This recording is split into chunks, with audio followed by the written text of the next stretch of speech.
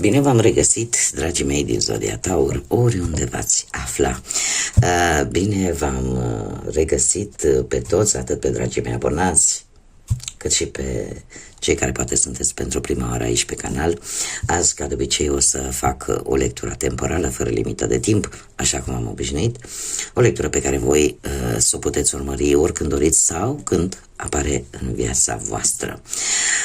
Așa că, dragilor, toți cei care aveți Soarele, Luna, Venus, Ascendentul sau oricare alt aspect astral important pentru voi din harta voastră natală și care are legătură cu Zodia Taur, atunci această lectură este de asemenea și pentru voi. Desigur, ca de fiecare dată vă readuc aminte că voi sunteți cei care dețin puterea, cei care vă construiți viitorul. Așa că vă rog din suflet să luați decât acele mesaje care rezonează cu voi, iar restul lăsați-le să zboare în univers, pentru că sigur sunt pentru alte energii care într-o mai mică sau mai mare măsură au o legătură cu Zodia Taur.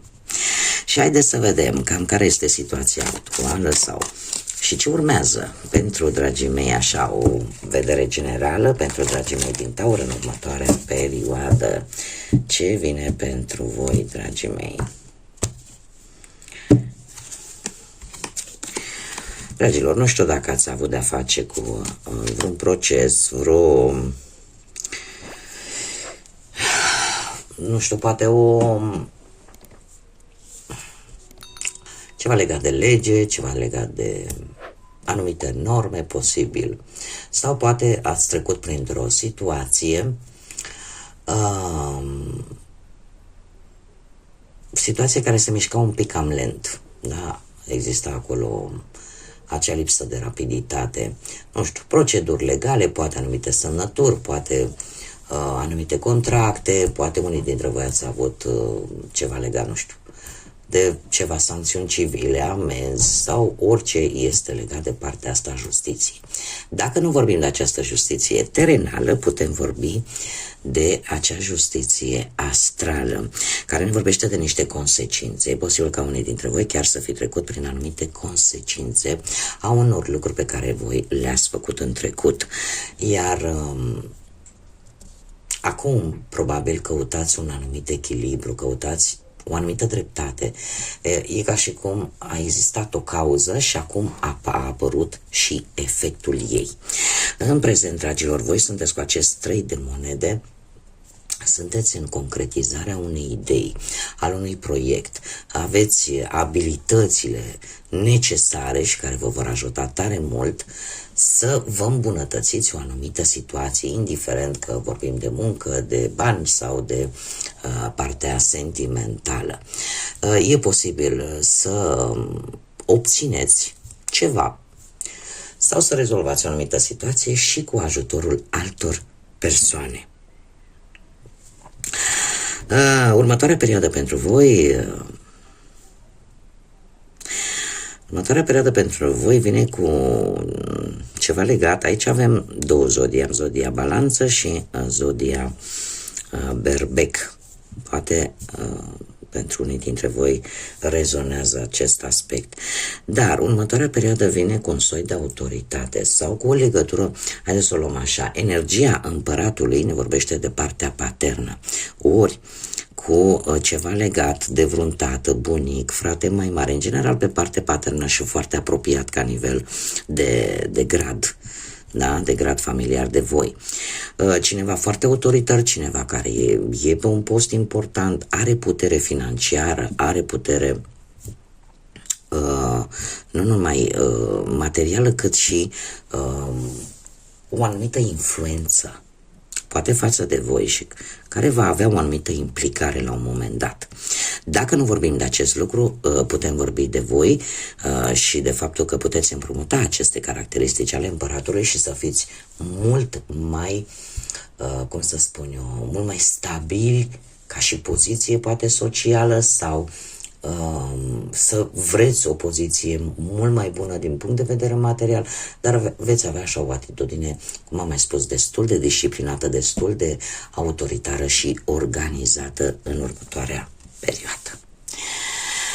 Haideți să vedem ce ne spune și acest minunat tarot al pădurii am ales astăzi să folosesc atât tarotul cât și oracolul pădurii mistice și să vedem ce vine pentru dragii mei din Taur în următoarea perioadă pe cele 3 planuri cu care eu v-am obișnuit și începem cu planul profesional, cu munca. Să vedem. Dragii mei, ați avut o perioadă destul de complicată, ați traversat o perioadă pe partea asta a muncii. De ce? A apărut aici un blocaj. Un blocaj care v-a cam dat de gândit. Poate că unii dintre voi ați spus, domne, mai aștept, poate să schimbă ceva. Cert este că la locul de muncă sau poate în afacerea pe care voi o aveți, cei care aveți propria afacere, ceva nu mai funcționa cum trebuie. Și voi poate ați ales, domne, mai aștept să vedem ce se întâmplă, cum se întâmplă și abia pe urmă să luați o decizie. Deci a fost un fel de autoblocaj. Sau poate pur și simplu ați suspendat pentru o vreme anumite decizii sau le-ați întârziat pur și simplu, dar e ceva relaționat cu munca, da? Cu situația voastră, cu cariera voastră profesională. Avem aici totuși în prezent această regină de spade. Ca și zodii avem zodia Săgetător și zodiile de aer, Gemeni, Balanță sau Vărsător. Această regină de spade poate să fie o energie care, nu știu, poate reprezenta un șef, poate reprezenta un rival, poate reprezenta, poate și un coleg asociat, da? Energia unei persoane. Ce trebuie să vă spun? Că această energie este destul de dură, destul de inflexibilă, are putere și ar trebui ca, cel puțin în prezent, pentru cei care vedeți acum această lectură, să nu reacționați foarte exagerat când această persoană, această energie poate încearcă să vă provoace. De ce spun acest lucru? Pentru că nu este. S-ar putea la un moment dat voi să fiți, și asta o văd în următoarea perioadă, totuși să fiți foarte echilibrați și să încercați așa să vă temperați cât se poate de mult, pentru că vă dați seama că și dacă vă enervați și dacă răspundeți, cumva lucrurile nu vor merge în beneficiul vostru. Cumva vă veți cunoaște interesul. Ce ar mai fi de spus? Faptul că unii dintre voi în prezent încercați să fiți cât mai rațional, cât mai logici în deciziile pe care le luați și următoarea perioadă pentru voi cu moderația, asta îmi spune că lucrul ăsta vă va ajuta să aveți o muncă mai stabilă, să aveți o colaborare mai bună și în felul ăsta să poată apărea anumite contracte, anumite înțelegeri. Da? De ce? Pentru că nu vă veți pierde răbdarea.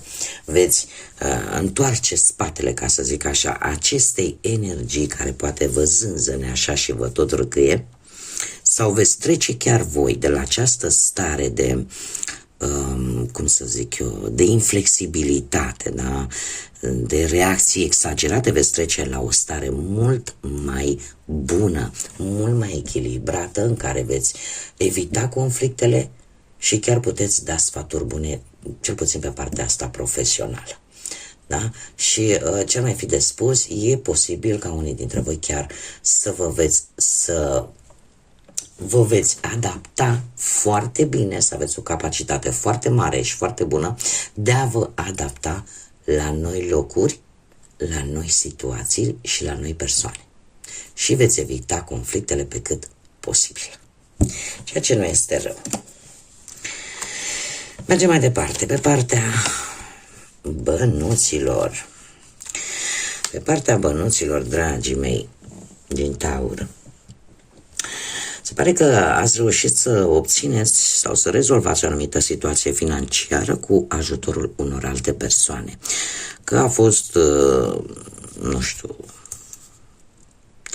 eu aș spune că ați fost ajutați într-o anumită situație să-și găsească o rezolvare, dar nu ați putut să o faceți singur, a trebuit să intervină și alte energii. În prezent, cu acest 8 de monede, eu aș spune că în continuare veți primi un ajutor bănesc pe care voi oricum îl așteptați și în felul ăsta se va rezolva o temă materială sau pentru cei care nu aveți probleme, totuși vine o îmbunătățire la nivel financiar. Desigur, următoarea perioadă pentru voi trebuie să aveți un pic de grijă. De ce? Pentru că avem un 7 de spade, dragilor. Un 7 de spade care ne vorbește de a avea mai multă grijă pe partea asta a pariurilor, a investițiilor, a împrumuturilor. Veți fi tentați, dragii mei, să luați niște decizii destul de dificile, să veți fi tentați poate să investiți în anumite lucruri. Totuși ar fi bine să fiți precauți în următoarea perioadă. De ce? Pentru că, nu știu, poate 2-3 săptămâni ar fi bine să fiți foarte atenți cu ce persoane intrați în contact. Și încă un lucru foarte, foarte important. Șaptele de spade, în general, este cartea la modul general, noi acum vorbim strict de partea financiară, dar la modul general este cartea care reprezintă trădarea, înșelăciunea, minciuna, hoția. Da? Așa că ar trebui să prestați mai multă atenție, chiar o atenție destul de mare, pentru o perioadă la persoanele în care voi oricum știți că nu mai puteți avea încredere. Da, vine cu această avertizare. Haideți să vedem pe plan sentimental pentru dragii mei din Taur, cei care sunteți într-o relație, dragii mei, cu acest, nu știu dacă avem aici zodii de apă, Rac, Pești sau Scorpion, avem Marele Preot care vă reprezintă foarte bine și pe voi.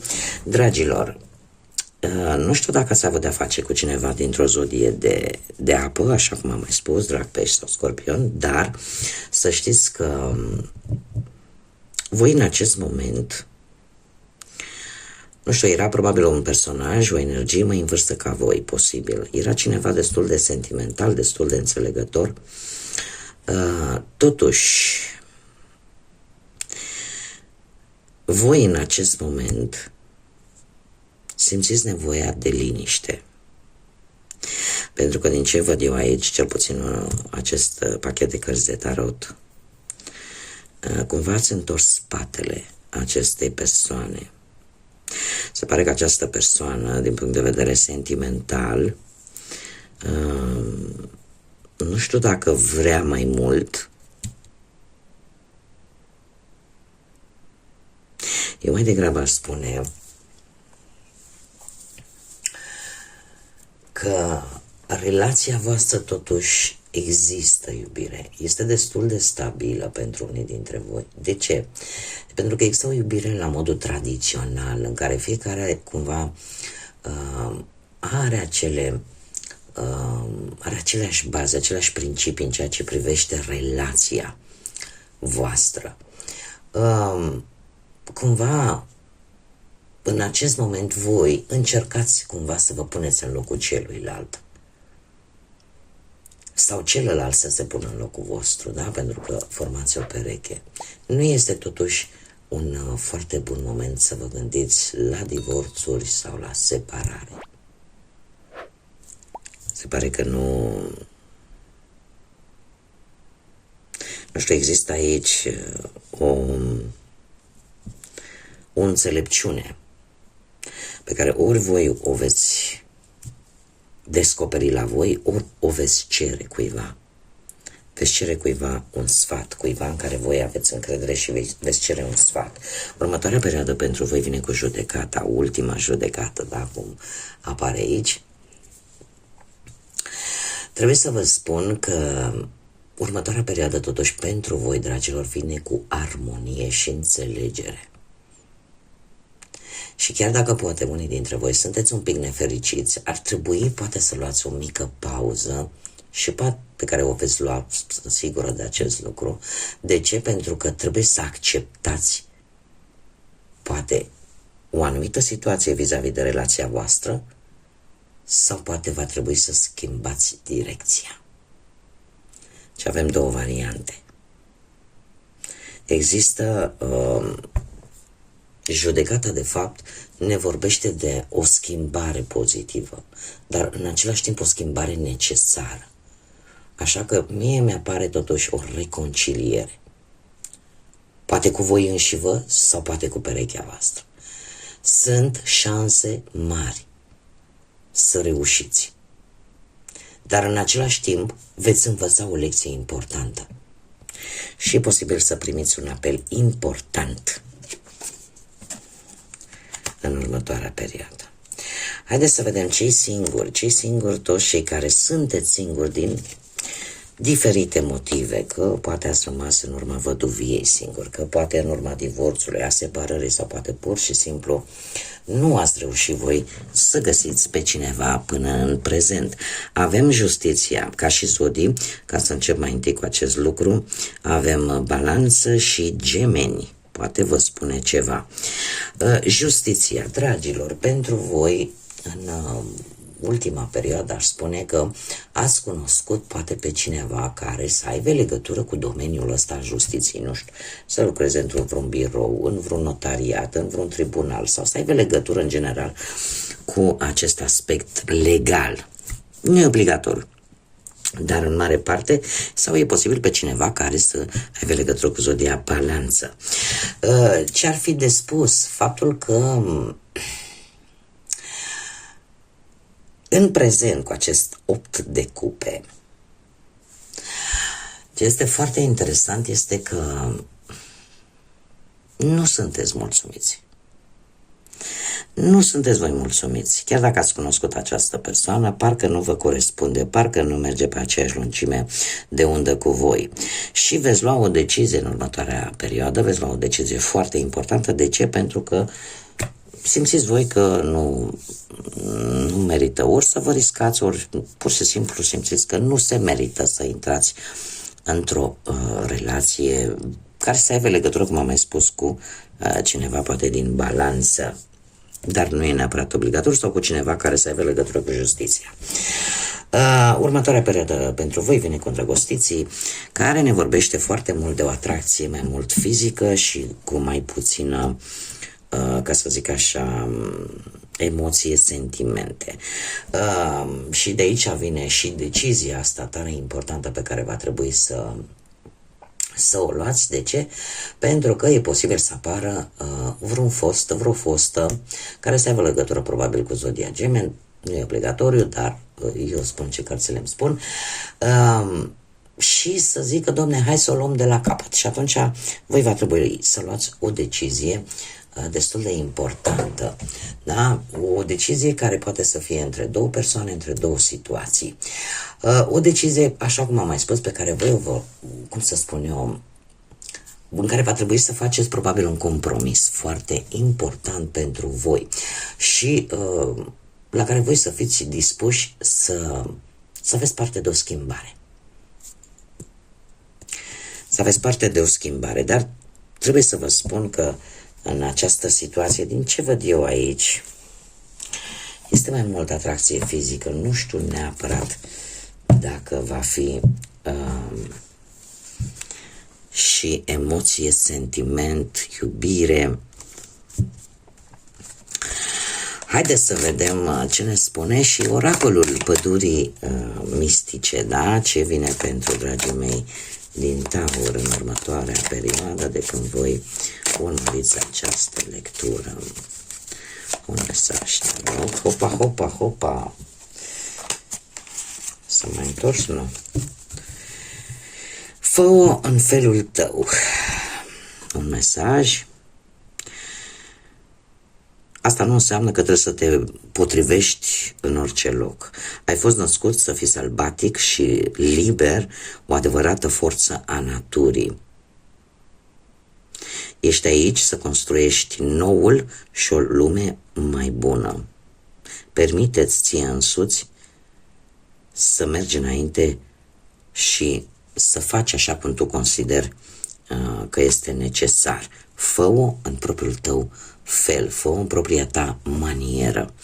Este de fapt un îndemn de a îți da seama de fapt că se întâmplă de multe ori să nu ne potrivim în anumite situații, în anumite locuri, lângă anumite persoane, da? În momentul în care fiecare dintre noi avem anumite principii de viață pe care de multe ori le călcăm în picioare. Le călcăm în picioare tocmai pentru că încercăm să ne potrivim în anumite situații, în anumite lucruri. Așa că este un îndemn practic totuși de a te redescoperi și a-ți da seama că de fapt poți să faci lucrurile și așa cum îți dorești, desigur, asumându-ți, dar poți să faci lucrurile așa cum tu îți dorești, așa cum tu crezi că este bine pentru tine. Și în felul ăsta te vei redescoperi pe tine și abilitățile pe care tu le ai. Bun, dragilor, cam atât am avut pentru voi de data aceasta. Eu vă mulțumesc încă o dată din suflet pentru prezență, pentru atenție și, desigur, până la o nouă lectură, ca de obicei, vă doresc să aveți parte de tot binele din lume, de multă energie pozitivă și, desigur, să fiți iubiți, dragilor.